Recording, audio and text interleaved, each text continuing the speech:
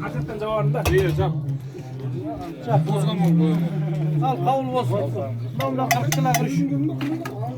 Kaldırılmaytırmış. Fakat bir şeysini alavereyim. Mayın kara.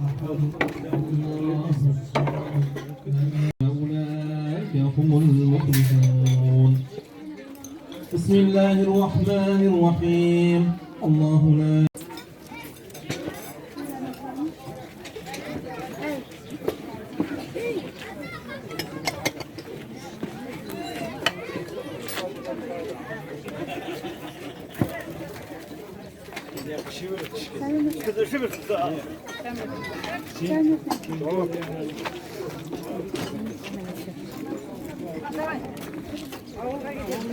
Yalnız palatı yapar palatı.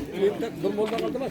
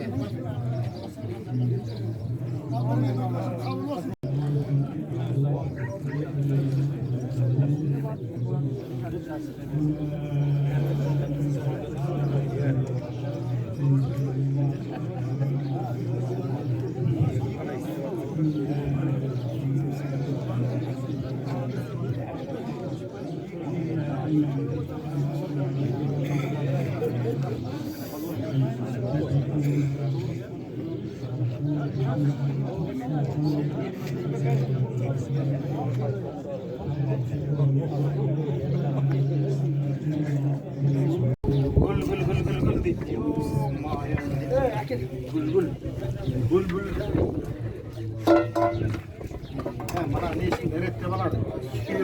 Şuyum haftanı saldı verir.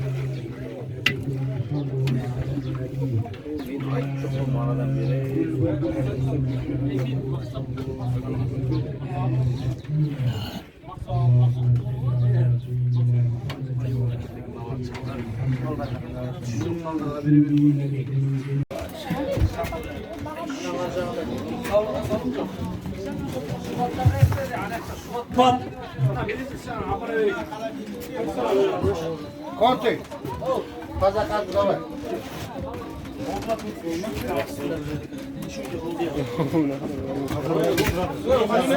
Hiç tamam yemek baga. Hizmet bittiğince.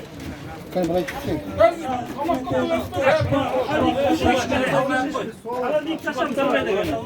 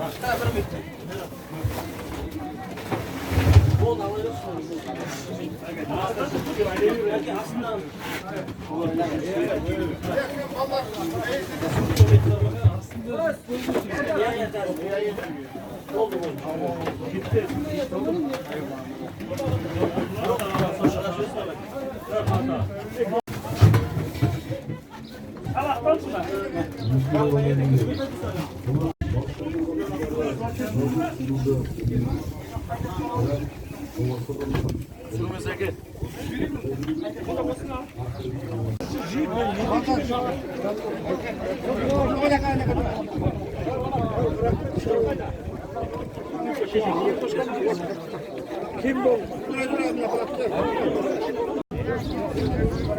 Bana Allah'ın donlarımı kazanasın der.